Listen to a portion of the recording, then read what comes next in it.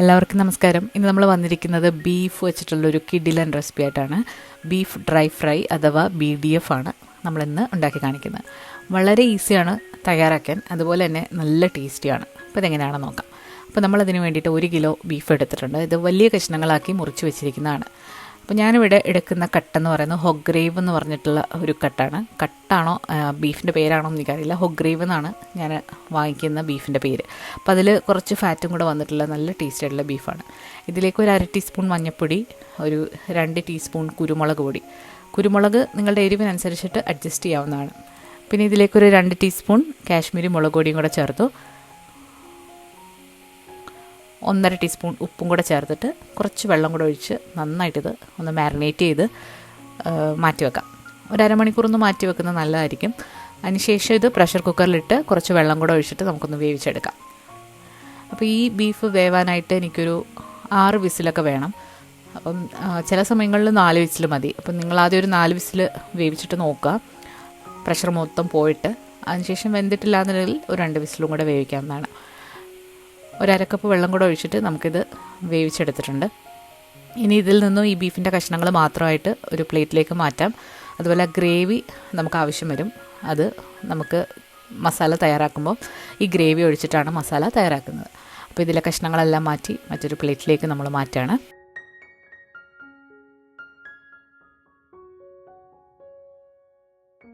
Beef ഒന്ന് തണുത്ത് വന്നതിന് ശേഷം നമുക്കിത് നീളത്തിലൊന്ന് അരിഞ്ഞെടുക്കാം.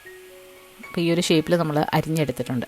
ഇനി നമ്മളൊരു മസാല തയ്യാറാക്കി കോട്ട് ചെയ്തിട്ട് ഇത് ഫ്രൈ ചെയ്തെടുക്കാൻ പോവാണ്. അപ്പോൾ അതിന് വേണ്ടിയിട്ട് 2 ടീസ്പൂൺ ജിഞ്ചർ ഗാർലിക് പേസ്റ്റ് എടുത്തിട്ടുണ്ട്. ഇത് നമ്മൾ വീട്ടിൽ തന്നെ ഉണ്ടാക്കിയ ജിഞ്ചർ ഗാർലിക് പേസ്റ്റാണ്. ഇതിലേക്ക് ഒരു 1/4 ടീസ്പൂൺ മഞ്ഞൾപ്പൊടിയും മുളക് പൊടി നമ്മൾ ഈ BDFന് കാശ്മീരി മുളക് പൊടി എടുക്കുന്നതായിരിക്കും നല്ലത്. അപ്പം നല്ലൊരു കളർ കിട്ടും. 3 ടീസ്പൂൺ മുളക് പൊടി, ഒരു 1/2 ടീസ്പൂൺ വീട്ടിൽ തന്നെ പൊടിച്ച garam masala, 1 teaspoon crushed chilli flakes എന്ന് പറയും. പിന്നെ ഒരു 1/2 ടീസ്പൂൺ പെരിഞ്ജീരകം അഥവാ ഫെണൽ സീഡ്സ്, ഒരു 1/2 ടീസ്പൂൺ ഉപ്പ് ചേർക്കുന്നുണ്ട്. പിന്നെ ഈ മസാലയ്ക്ക് ആവശ്യമായിട്ടുള്ള കോൺഫ്ലവർ ഇതൊരു 6 ടീസ്പൂണെങ്കിലും ചേർക്കാം. പിന്നെ ഇതിലേക്ക് നാരങ്ങാ നീര് അല്ലാന്നുണ്ടെങ്കിൽ വിനാഗിരി ഏത് വേണമെങ്കിലും എടുക്കാം. ഒരു 2 ടീസ്പൂൺ ചേർത്ത് കൊടുത്തു. പിന്നെ നമ്മൾ ആ ഒരു ബീഫിൻ്റെ സ്റ്റോക്ക് ഉണ്ടല്ലോ, കുക്കറിൽ വേവിച്ചപ്പോൾ ബാക്കി വന്നത്, അപ്പോൾ അത് കുറേശ്ശെയായിട്ട് ഇതിലൊഴിച്ചിട്ട് വേണം മസാല തയ്യാറാക്കിയെടുക്കാൻ. ഒന്ന് മിക്സ് ചെയ്ത് കൊടുക്കുക.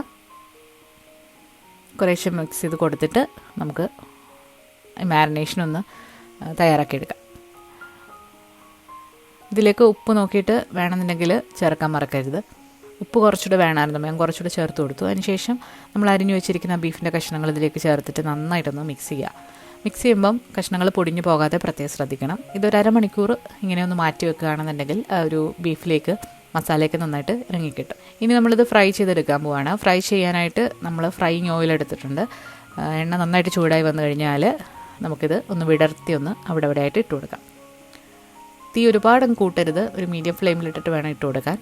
അതുപോലെ നമ്മളിത് ഫ്രൈ ചെയ്തെടുക്കുമ്പോൾ പ്രത്യേകം ശ്രദ്ധിക്കുക, ഒരുപാടങ്ങ് ഹാർഡാകുന്നവരെ, കരിയുന്നത് വരെ ഫ്രൈ ചെയ്യേണ്ട ആവശ്യമില്ല. പുറത്തുള്ള മസാല ഒന്ന് ഫ്രൈ ആവാൻ വേണ്ടി മാത്രം ഫ്രൈ ചെയ്താൽ മതി. അല്ലാന്നുണ്ടെങ്കിൽ ബീഫ് അങ്ങ് ഹാർഡായിപ്പോവും. നമ്മൾ പരുവത്തിന് ഫ്രൈ ചെയ്തെടുക്കുകയാണെന്നുണ്ടെങ്കിൽ ഹാർഡൊന്നും ആവില്ല, ചൂയി ആയിരിക്കത്തില്ല, നല്ല സോഫ്റ്റ് ആയിട്ടുള്ള ബീഫ് ഡ്രൈ ഫ്രൈ ആയിരിക്കും.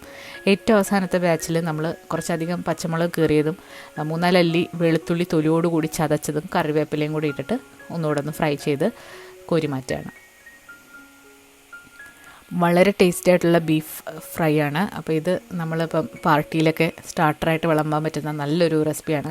അപ്പോൾ ആർക്കും ഇഷ്ടപ്പെടുന്ന രീതിയിലുള്ളൊരു ടേസ്റ്റാണ് ഇതിന്. അപ്പോൾ എല്ലാവരും ഒന്ന് ട്രൈ ചെയ്ത് നോക്കുക. ഞാനിത് അങ്ങനെ ട്രൈ ചെയ്ത് നോക്കിയിട്ടില്ല, പക്ഷേ ആദ്യത്തെ തവണ ട്രൈ ചെയ്തപ്പോൾ തന്നെ എല്ലാവർക്കും ഇഷ്ടമായി. അത്രയ്ക്ക് ടേസ്റ്റ് ആയിട്ടുള്ള ഒരു റെസിപ്പിയാണ്. അപ്പോൾ ഈ വീഡിയോ ഇഷ്ടമായാൽ ലൈക്ക് ചെയ്യാനും ഷെയർ ചെയ്യാനും മറക്കരുത്.